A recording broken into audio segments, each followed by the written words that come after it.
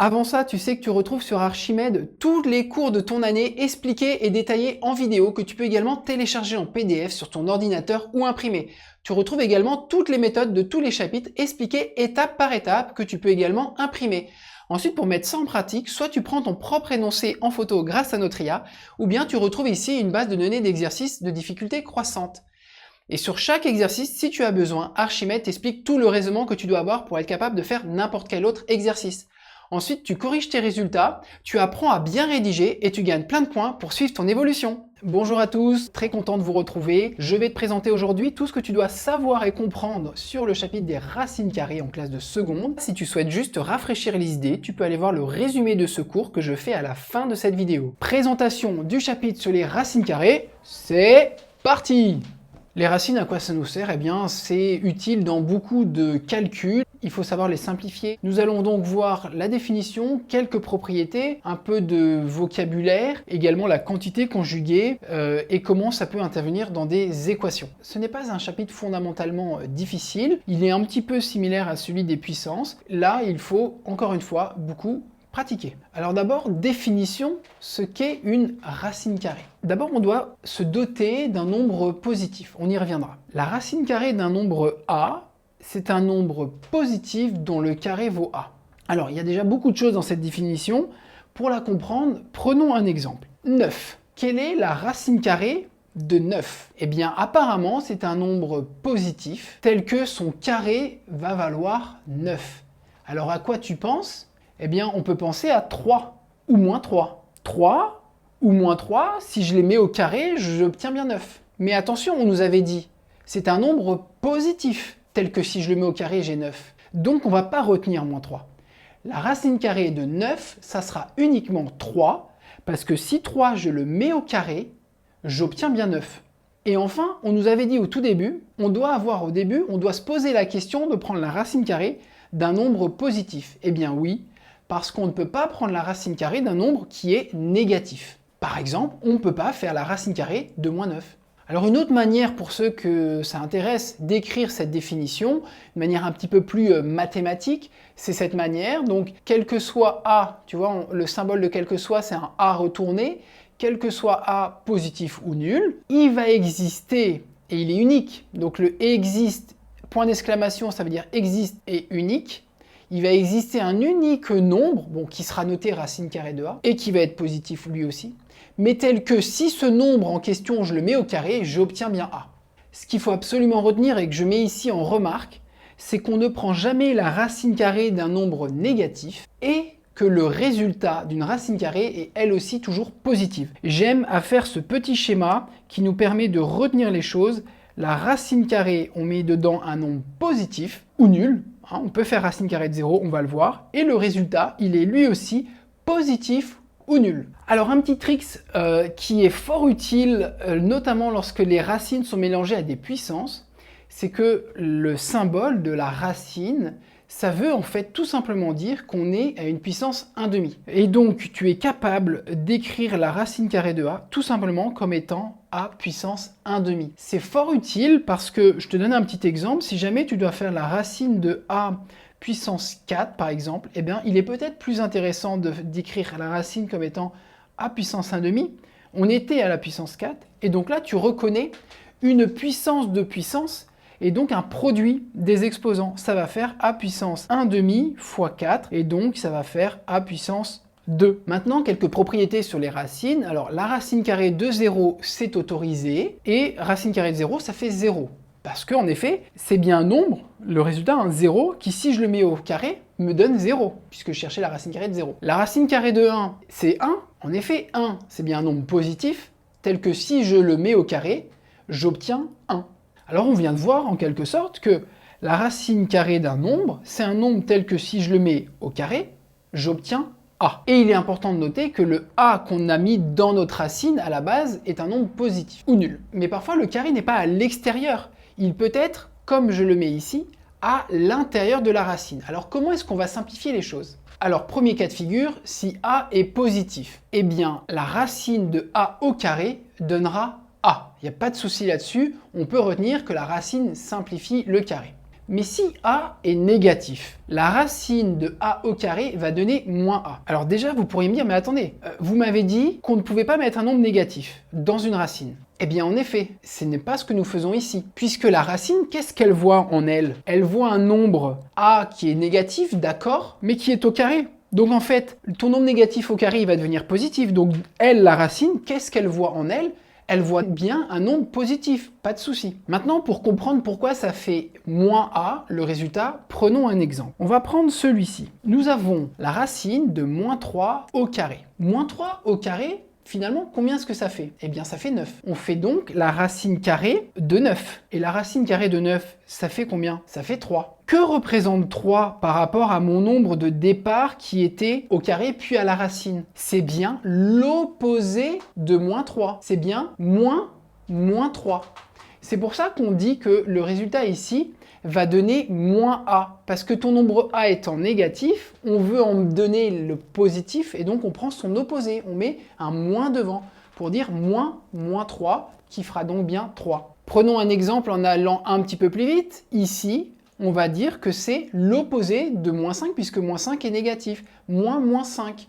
Et donc ça nous donne 5. Cela peut te faire penser à quelque chose, le fait de dire que le résultat il est positif, on en prend le positif, quel qu'en soit le nombre de départ, qu'il soit négatif ou positif, ça peut te faire penser tout simplement à la valeur absolue. On peut simplifier ces deux lignes en disant que la racine de a au carré, justement pour faire face à tous les cas de figure de signe de a, eh bien que c'est égal à la valeur absolue de a, à la partie positive, si on veut, en quelque sorte, de a. Alors sur cet exemple, ce n'est pas vraiment compliqué. Mais on a quelques cas de figure où, finalement, ça peut être un peu tricky. Je te donne un exemple ici. Vois-tu, dans la racine, on a donc 1 moins racine de 3 au carré, et donc à la racine, je l'ai dit. Et bien là, il ne faut pas te précipiter à simplifier racine et carré, puisque, on vient de le voir avec la propriété, il faut d'abord connaître le signe de a, pour savoir est-ce que je laisse tel quel en disant que c'est a ou est-ce que j'en donne l'opposé. Et là, en fait, racine de 3, tu apprendras que c'est plus grand que 1, puisque 1, c'est tout simplement racine de 1. Donc racine de 3, c'est plus grand que racine de 1. Et donc, en fait, c'est le négatif qui est plus grand. Hein. C'est moins racine de 3 qui est plus grand que 1. Et donc, ce nombre, il est négatif. On doit donc, pour simplifier, en donner l'opposé. Donc, moins ce qui est en parenthèse. Et si tu appliques ton moins, ça va donner donc moins 1 plus racine de 3, c'est-à-dire racine de 3 moins 1. Maintenant, quelques propriétés sur les racines qui prennent leur origine du fait qu'une racine, c'est une puissance. On retrouve donc les propriétés des puissances.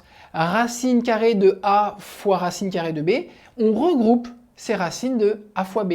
Et pareil pour un quotient, racine de a sur racine de b, on regroupe ces racines de a sur b.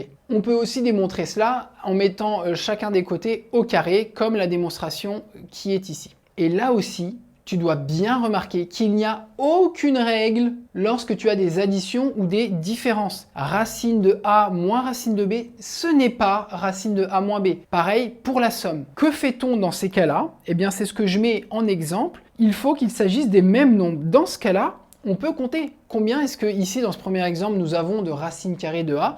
Eh bien, nous en avons une plus 3. Et donc, il y en a 4. Et enfin, ici, combien il y a de racine de 2? Il y en a une moins 3. Il y en a donc moins 2. L'inégalité de la somme maintenant. Alors, on a bien vu tout à l'heure que racine de a plus b était différent de racine de a plus de racine de b. Et en fait, ce que tu vas découvrir ici, c'est que en effet, la racine de a plus racine de b est supérieure à racine de a plus b.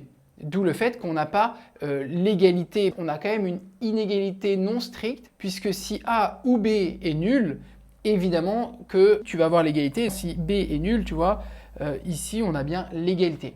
Mais dans la majorité des cas, eh bien, en effet, nous n'avons pas, pour une addition ou une soustraction, c'est pareil, l'égalité. Et pour l'addition, nous avons la somme de ces racines séparées qui est plus grand que la racine de la somme. J'ai fait un petit exemple, si tu veux mettre ça en pratique. J'ai pris deux nombres au hasard. J'ai pris a égale 9 et b égale 16.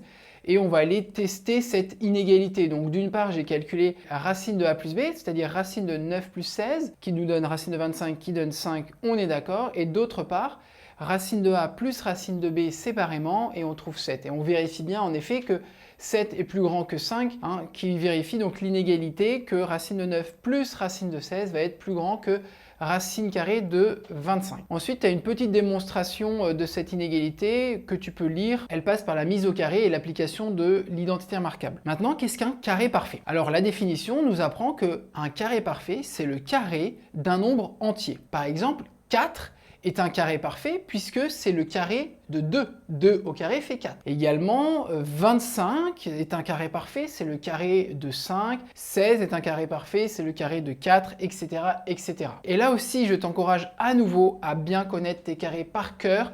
De 1 à 20, tu connais ceux déjà de 1 à 10 parce qu'elles font partie de tes tables de multiplication. Tu sais par exemple que 81 c'est 9 au carré. Mais à bien apprendre également ceux de 11 à 20. 20 c'est pas compliqué, c'est 400, hein. 2 fois 2, 4 et donc 20 au carré ça va bien donner 400. Et il faut que tu apprennes donc maintenant ceux qui sont entre 11 et 19. Hein. Le carré par exemple de 16, tu dois savoir que ça fait 256. Et à quoi ça nous sert de savoir ça? Eh bien, ça va te servir à simplifier des racines, puisque maintenant, si tu reconnais que tu as la racine carrée de 225, étant donné que 225 c'est 15 au carré, il faut que tu le connaisses par cœur, hein, d'où l'intérêt, tu vas pouvoir, suivant la propriété qu'on a vue un peu plus haut, puisque 15 est positif, simplifier et dire que ceci, ça fait 15. Racine carrée de 225, réflexe, ça fait 15. Racine carrée de 196, ça fait 14. Voilà, il faut que tu puisses avoir ces réflexes et ça passe tout simplement par la connaissance de tes carrés de 1 à 20. Et ça te servira aussi dans le chapitre de calcul littéral pour reconnaître des carrés puisque tu en as besoin pour faire une factorisation a carré moins b carré. Si par exemple tu as x au carré moins 225, et bien en fait ici on a une identité remarquable puisque ça c'est x moins 15 au carré, c'est x carré pardon moins 15 au carré et donc ça va se factoriser, tu le sais, en x plus 15 facteur de x moins 15. La quantité conjuguée c'est très important, tu vas beaucoup l'employer en exo, pour ça je t'invite à voir une méthode qui y fait référence. La racine carrée de a plus la racine carrée de b, c'est tout simplement on prend l'opposé de notre deuxième racine. Donc ça donne racine de a moins racine de b. Et si nous avions racine de a moins b, quelle est la quantité conjuguée de ceci? Encore une fois, on prend l'opposé de la deuxième racine. Et donc là, ça nous donnerait racine de a plus racine de b. Si on se donne des petits exemples, la quantité conjuguée de racine de 3 moins racine de 2, eh bien sa quantité conjuguée, c'est racine de 3 plus racine de 2. Je t'en dis pas plus dans quel cas de figure on s'en sert, va voir la méthode, c'est fondamental. Alors maintenant, je te fais un petit rappel sur les équations de type x carré égale a. Ça n'a globalement pas de lien direct avec les racines, mais cette équation fait intervenir les racines, donc je trouvais intéressant de le rappeler ici. Premier cas de figure, on va faire un petit exemple. Si nous avons une équation de type x carré égale 9, eh bien, la propriété nous dit, on a bien a qui est positif, hein, puisque ici, c'est mon 9 qui est a, qui est positif. Quelles sont les solutions de cette équation? Eh bien, il y en a deux, nous dit la propriété. C'est évidemment racine carrée de 9, mais également l'opposé, puisque le fait de mettre un nombre où son opposé est négatif, dans le carré, ça va disparaître. On a donc bien comme solution x égale racine carrée de 9 ou x égale moins racine carrée de 9, c'est-à-dire 3 ou moins 3. En effet, si je mets 3 au carré, j'obtiens bien 9. Si je mets moins 3 au carré, j'obtiens bien 9. Cette équation a donc bien deux solutions. Maintenant, deuxième cas de figure, si x au carré égale à 0, qui est-ce qui, mis au carré, peut faire 0? Eh bien, il n'y a qu'une seule solution, c'est 0. Et maintenant, dernier cas de figure, qui est-ce qui, mis au carré, peut faire moins 9, c'est-à-dire un nombre négatif? Est-ce que tu connais, toi, des carrés qui mis... Est-ce que toi, tu connais des nombres qui, mis au carré, sont égaux à des négatifs? Non, pas dans R. Tu verras plus tard en terminale que dans un autre ensemble de nombres, il peut y avoir des nombres qui, mis au carré, sont égaux à des négatifs. Mais ici, on est dans les réels, il n'y en a pas. Et donc ici, on va tout simplement dire que la solution, c'est l'ensemble vide. Il n'y a pas de solution. C'est la fin de ce cours, on en fait un résumé. On a d'abord vu la définition d'une racine carrée de a. Déjà, le a doit être positif. On ne peut pas faire la racine carrée d'un nombre négatif. Et quelle est la racine carrée donc d'un nombre positif? C'est un nombre que tu vas trouver tel que si tu le mets au carré, tu retrouves a. Racine carrée de 196, eh bien c'est un nombre positif, en l'occurrence c'est 14, parce que si tu fais 14 au carré, tu retrouves bien 196. Et en plus de ça, on a vu que le résultat d'une racine carrée est lui aussi toujours positif ou nul. Donc, dans une racine, on met un nombre qui doit être positif ou nul, on a le droit de faire racine carrée de 0, et le résultat, il sera forcément lui aussi positif ou nul. On a vu, ça peut être très pratique, que le symbole de la racine peut être remplacé par une puissance 1/2. On a vu ici quelques propriétés, racine carrée de 0, ça fait 0, racine carrée de 1, ça fait 1. Et ensuite, maintenant, quand le carré est à l'intérieur, comment est-ce qu'on peut simplifier? À ne pas confondre avec l'exemple que je mets ici, où là, c'est la définition, donc le carré simplifie la racine et on est toujours égal à condition évidemment d'avoir un A positif ou nul. Là, nous avons un deuxième cas de figure. Le carré, il est dans la racine. Eh bien, ça doit se simplifier en valeur absolue de A. Ça veut dire, si A est positif, ça fait A. Si A est négatif, ça fait donc l'opposé de A, pour bien avoir le positif. Et je te rassure, ici, la racine, elle, A est bien négatif, mais comme il est mis au carré, la racine, elle voit bien un nombre positif dans elle. C'est donc autorisé. C'est parfois un petit peu plus tricky avec des exemples comme ça, où tu dois bien, avant de simplifier, t'intéresser au signe de 1 moins racine carrée de 3, pour prendre la bonne décision. Est-ce que ça fait 1 moins racine carrée de 3, ou est-ce que ça fait l'opposé de 1 moins racine carrée de 3. En l'occurrence ici, c'est négatif et donc c'est l'opposé. Ensuite, on a vu quelques propriétés qui sont comme pour les puissances. Pour un produit, on a le droit de regrouper, ou dans l'autre sens, de casser notre racine. Et ici, on regroupe la racine, ou bien on a le droit, si on passe de la droite à la gauche, de casser également notre racine. Il n'y a pas de propriété avec les racines lorsqu'il y a des plus et des moins, sauf s'il s'agit de la racine des mêmes nombres. Dans ce cas-là, il suffit de compter, comme je le mettais ici en exemple, combien j'ai de racine de A ou combien j'ai de racine carrée de 2. La petite inégalité de la somme, la racine de A plus B, c'est plus petit que la racine de A plus la racine carrée de B.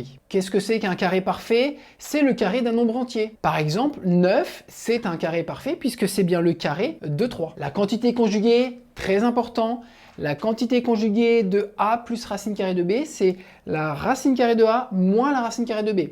Si on avait racine de A moins B, eh bien la quantité conjuguée serait racine de A plus B. On prend toujours l'opposé de notre deuxième racine. Et enfin, on voit que la racine intervient dans ce type d'équation suivant cette propriété. Si A est positif, eh bien tu as bien deux nombres mis au carré qui vont être égales à un positif, c'est la racine de A ou moins la racine carrée de A.